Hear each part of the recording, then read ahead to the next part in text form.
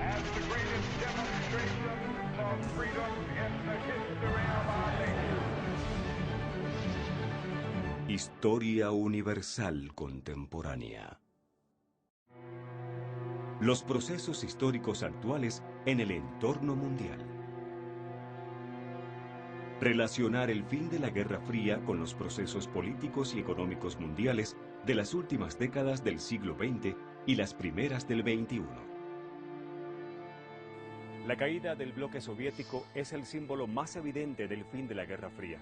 Conflicto entre Estados Unidos y la URSS que dividió política y económicamente al mundo entero en dos grandes bloques. ¿Cómo culminó la Guerra Fría? ¿Cuáles fueron las causas del fin de este conflicto? ¿Qué repercusiones ha tenido el fin de la Guerra Fría en el mundo actual?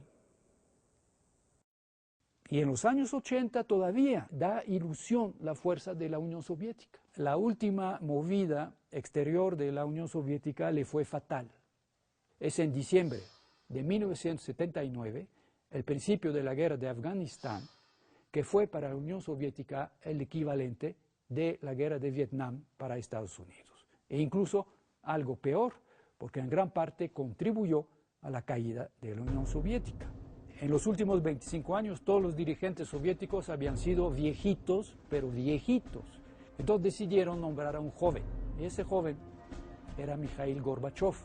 Era sinceramente comunista y no pretendía destruir ni el comunismo ni la Unión Soviética, pero sabía que había que hacer reformas. Él llamó eso perestroika. Perestroika en ruso es arreglo. Se topa inmediatamente con la resistencia, pero férrea, de todo el aparato del Partido Comunista. Y entonces, ¿qué hace Gorbachev? Pues lo que hizo Roosevelt en el tiempo del New Deal, llamar a la opinión pública. Y es la segunda parte del programa de Gorbachev, que se llama Glasnost. Glasnost en ruso significa transparencia. Es la transparencia del vidrio, pero también es la transparencia de la publicidad para dar a conocer. La publicidad, dar a conocer. En la década de los años 80, grandes transformaciones se comenzaron a gestar desde Moscú. Un nuevo dirigente de la URSS, Mikhail Gorbachev, estaba al frente de los cambios. Esto trajo consecuencias inesperadas, como la desaparición de los regímenes comunistas en Europa del Este y el colapso del muro de Berlín. Ahora, ¿cómo llegaron las transformaciones soviéticas a Alemania? Los alemanes de Alemania Oriental, que por el muro de Berlín ya no podían salir de Alemania Oriental, de repente se enteran que Hungría ya levantó las barreras entre su frontera con Europa Occidental. Y cientos de miles de alemanes, familias con sus niños, se van a Austria. Y el pánico cunde en Alemania Oriental. Y entonces Gorbachev toma el avión e intenta convencer al viejo líder comunista de Alemania Oriental. Le dice, mira, o reformas o te abandonamos. Y este viejo líder se negó a cualquier reforma y le dieron un golpe de Estado interno, el propio Partido Comunista de Alemania del Este, y es cuando la gente de Berlín dice, nosotros queremos ir a Berlín Occidental, no para huir, sino queremos ir para ver nuestras familias que no hemos visto en 25 años.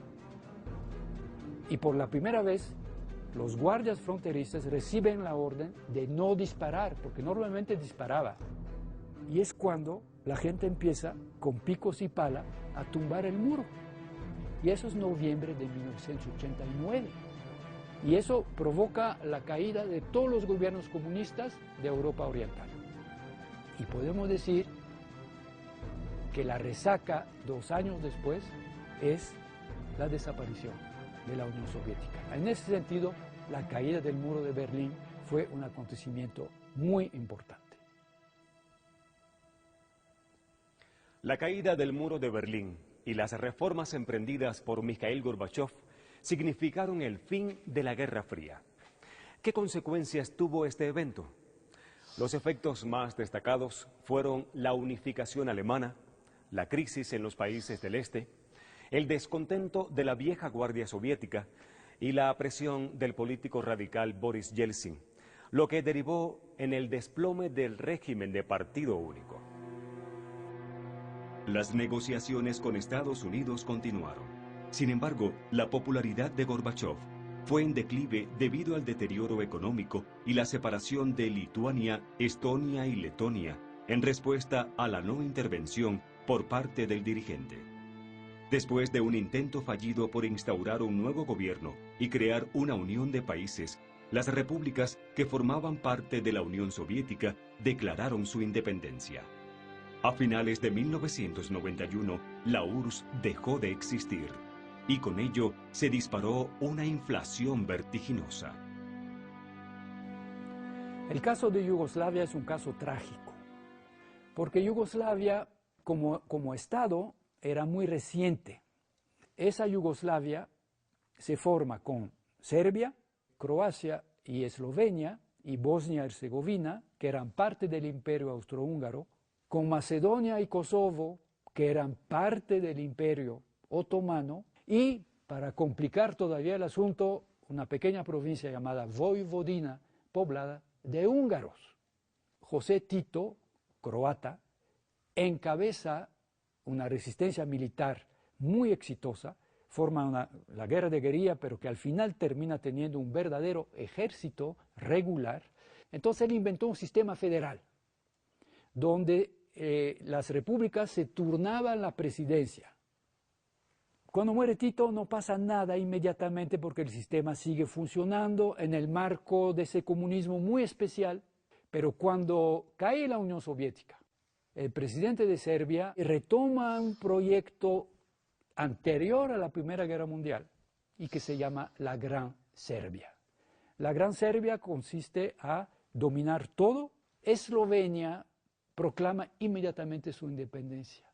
Croacia y Bosnia-Herzegovina y Macedonia piensan, pues si Eslovenia pudo independizarse sin problema, yo me independizo también. Y es cuando Serbia dice, eso no, de ninguna manera. Y empieza una terrible guerra que va a durar 4 años y que terminará solamente con la intervención internacional guiada por los Estados Unidos.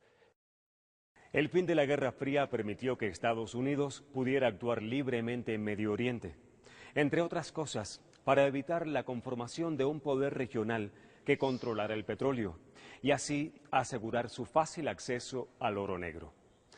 Esto ha causado en las últimas décadas graves conflictos bélicos en Medio Oriente, como la Primera Guerra del Golfo.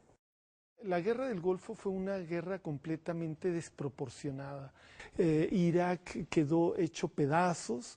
Estados Unidos aún así decidió no invadir por completo Irak, dejar a Saddam Hussein en el poder para que Saddam Hussein mantuviera el control sobre la población, tanto la población kurda en el norte como sobre la población chiita del sur de Irak.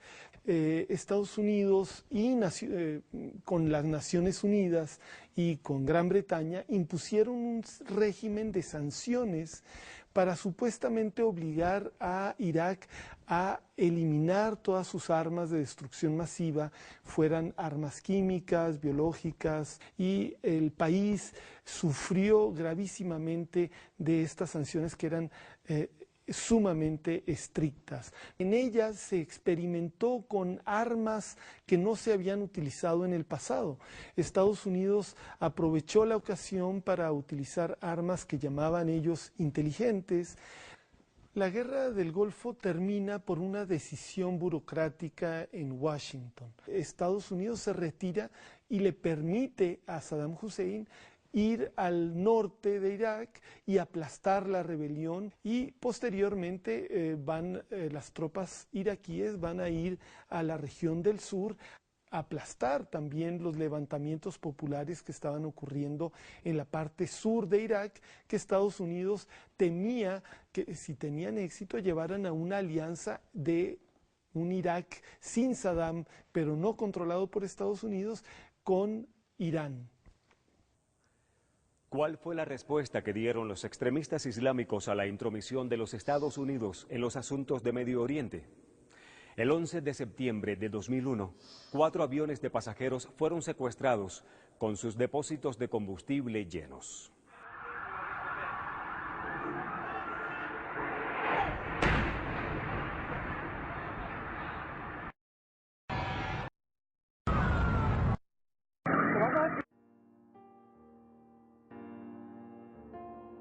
Los 2 primeros aviones impactaron con todo y pasajeros contra las Torres Gemelas del World Trade Center en Nueva York. El tercero contra el Pentágono cerca de Washington, D.C. y el cuarto en un campo abierto de Pensilvania. Actos presuntamente dirigidos por miembros de la red terrorista Al-Qaeda y su líder, Osama Bin Laden. En el caso de Afganistán, la justificación fue el ataque del 11 de septiembre, es decir, se hablaba de un comando perpetrado, o más bien organizado por miembros de Al-Qaeda, que habían tomado algunos aviones comerciales y los habían impactado contra las Torres Gemelas de Nueva York y contra el Pentágono. La justificación de Washington era castigar a Afganistán por no permitir el arresto de los miembros de Al-Qaeda, en ese entonces encabezado por Osama Bin Laden, que era un millonario de la familia real saudita, que contaba con el apoyo antes de la Agencia Central de Inteligencia, que estaba en guerra en aquel entonces con los soviéticos después de que invadieron Afganistán en 1979. Ocupan Afganistán, van a imponer un nuevo gobierno en Afganistán con este argumento de que lo principal a partir de 2001 es la lucha contra el terrorismo.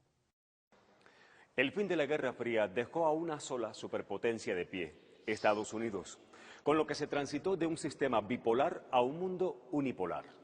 No obstante, en las últimas décadas se ha configurado un mundo multipolar, donde Europa, Brasil, Rusia, India y China compiten por el poder político y económico. Después de que termina la Segunda Guerra Mundial, Estados Unidos instrumenta el Plan Marshall, que es una suerte de ayuda a gran escala para rehabilitar las economías europeas y finalmente no perder a un socio estratégico que tenía al otro lado del Atlántico. Después se crearían varios tratados, entre ellos el Tratado de Roma, el Tratado de Maastricht, nace la Comunidad Económica Europea, que después derivaría en la Unión Europea. Y la Unión Europea se maneja también como un proceso integracionista en que varias economías europeas trabajan para que a la postre tuvieran una moneda única, un Consejo Europeo, y pudieran unificar los aranceles y que las decisiones económicas estarían dirigidas por el Bundesbank, es decir, un banco central europeo. Se afirma que China representa un milagro económico. Desde 1978 inició un periodo de modernización económica en materia de agricultura, industria, defensa y ciencia. Su secreto ha sido importar maquinaria y tecnología, abrir el acceso a compañías extranjeras, mejorar las empresas del Estado, incrementar centros de investigación de alta tecnología, bajar la explosión poblacional, eliminar el sistema de salud universal, buscar nuevos mercados, profundizar las relaciones diplomáticas, ofrecer tecnología de punta y trabajadores calificados a bajos precios, además de invertir en gasto militar y en la guerra cibernética. No obstante, la población vive pobreza y graves violaciones de derechos humanos. Mientras Estados Unidos se posicionaba como la principal potencia mundial, ¿qué sucedió con Rusia? Después de la Guerra Fría, Boris Yeltsin aplicó reformas que provocaron una terrible inflación, el desplome de los salarios, la privatización de empresas y la concentración de riquezas en manos de oligarcas corruptos. En el año 2000, Vladimir Putin brindó estabilidad y seguridad económica al pueblo, al revertir las privatizaciones, crear grandes empresas estatales y fortalecer la economía y la organización política. El poderío de Rusia ha ido en aumento, a tal grado que ha conformado un frente común con Francia y Alemania para rechazar la política norteamericana. El repunte económico de la India es muy interesante. Siguiendo los pasos de China, abolieron las cuotas de importaciones, abrieron sus puertas a compañías privadas y fomentaron las exportaciones con algunas concesiones de impuestos. En los últimos tiempos, los hindúes se han colocado como expertos en computación a nivel mundial gracias a sus conocimientos en el idioma inglés y el auge de institutos de investigación en ingeniería. La producción local de computadoras y los servicios de call center han traído miles de empleos al país. Sin embargo, todavía hay mucho que hacer para erradicar la alarmante pobreza en que se encuentra este país. Brasil se perfila como uno de los poderes regionales, con estrategias como el ajuste fiscal y la implementación de programas de asistencia social. Logró aumentar los ingresos y bajar los índices de pobreza. Ha ganado terreno en la exportación de carnes, frutas, etanol y tabaco, gracias al uso de la tecnología en la agricultura. Y se encuentra entre las primeras naciones con reservas de petróleo y producción de etanol, biocombustible que se obtiene de la caña de azúcar. Sin embargo, siguen luchando contra la pobreza y el atraso. Las potencias emergentes son países que antes no eran potencias y que empiezan a aparecer en el mundo como países importantes. Esto lo han logrado en parte gracias a una política económica inteligente que ha sabido aprovechar lo que el mundo ha tenido como demanda.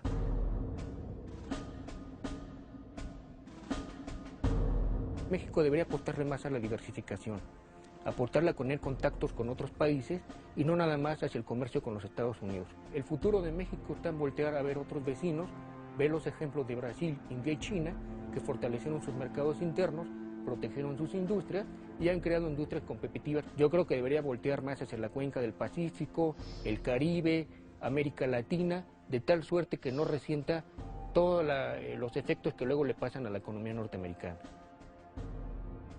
El fin de la Guerra Fría trajo consigo una ruptura económica, social y cultural que desencadenó crisis y descontento entre los países de la URSS, la desintegración del bloque socialista europeo, así como actos violentos entre Estados Unidos y el Medio Oriente.